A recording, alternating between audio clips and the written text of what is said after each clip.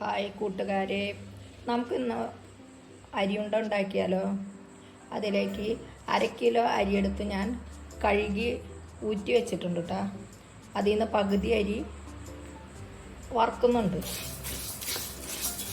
അപ്പോൾ അതിലേക്ക് കുറച്ച് ഏലക്കായുടെ സീഡ് ചേർത്തിട്ടുണ്ട് കേട്ടോ.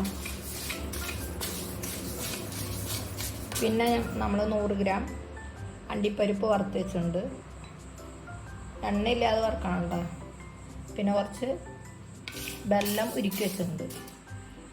ഒരു നാളികേരം എടുത്തിട്ടുണ്ട് കേട്ടോ, ചെരുക്കി വെച്ചിട്ടുണ്ട്. പിന്നെ അരി പൊടിച്ച് വെച്ചിട്ടുണ്ട്.